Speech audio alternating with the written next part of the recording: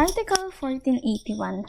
In the contract of sale of goods by description or by sample, the contract may be rescinded if the bulk of the goods delivered do not correspond with the description or the sample, and if the contract be by sample as well as by description, it is not sufficient that the bulk of the goods correspond with the sample if they do not correspond with the description.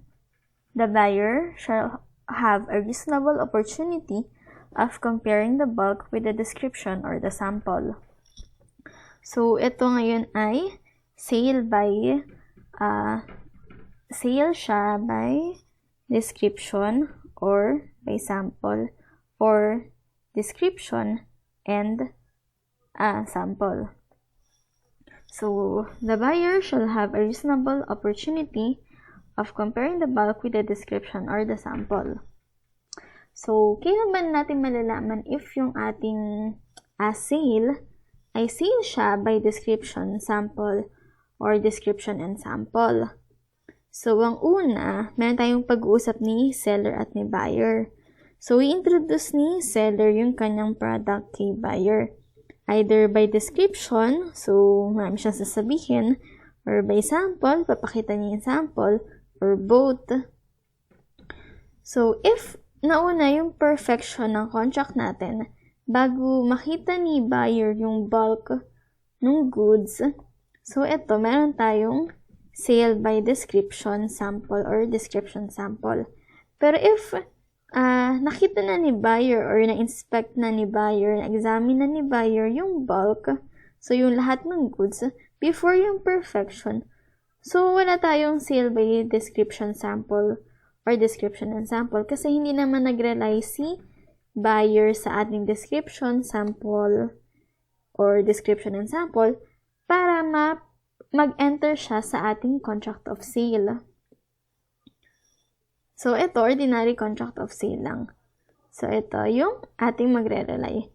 So, bakit importante na makita natin yung difference? Kasi, kapag etong sa una, kapag sale by description, sample, or description and sample, mabilis lang natin pwedeng ipa-cancel yung ating sale kapag hindi tumutugma dito. Pero kapag kapag yung ordinary contract of sale, mas marami siyang parang kailangan tignan bago mo makancel yung contract of sale natin. So, ang una is yung ating sale by description. So, ito, parang may sasabihin siya,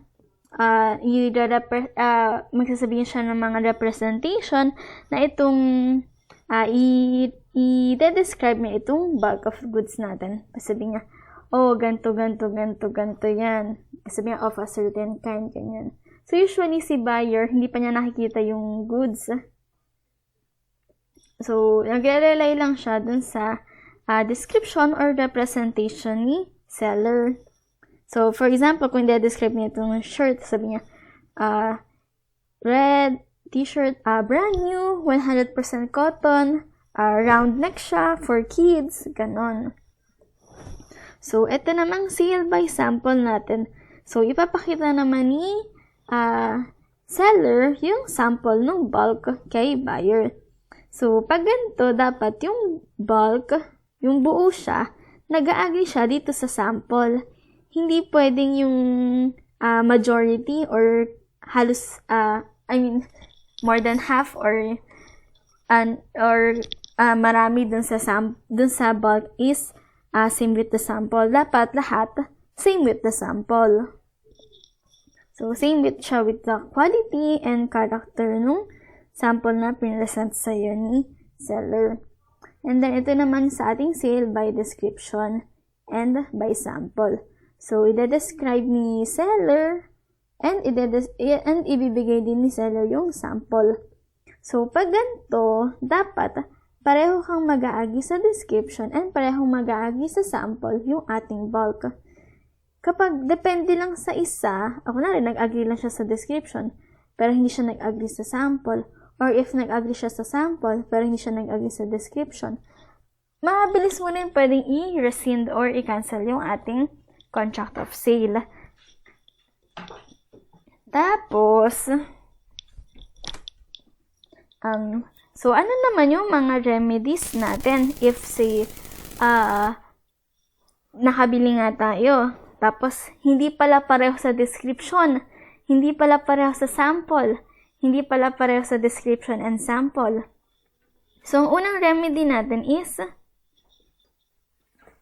i-return, i-rescind, or i-cancel, ibig sabihin na rescind ay cancel, yung contract of sale, or yung sale natin.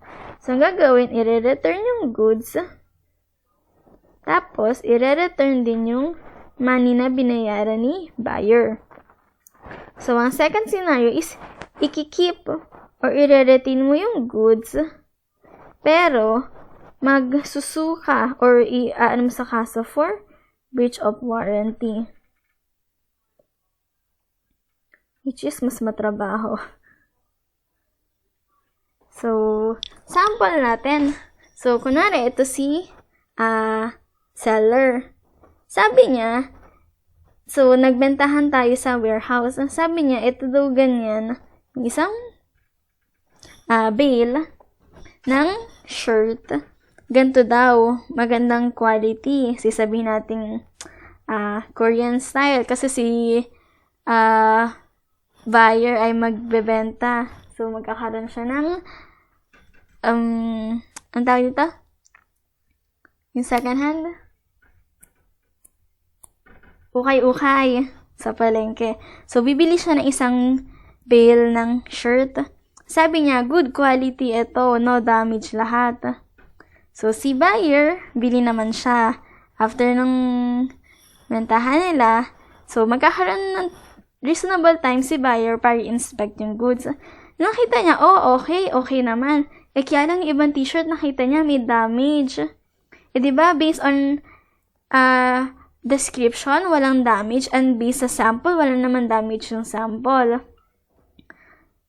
So, pag ganyan, either pwedeng ibalik ni buyer yung goods, tapos ibabalik sa kanyang pera, or sasampahan niya ng kaso si seller. And that's it. Please don't forget to subscribe.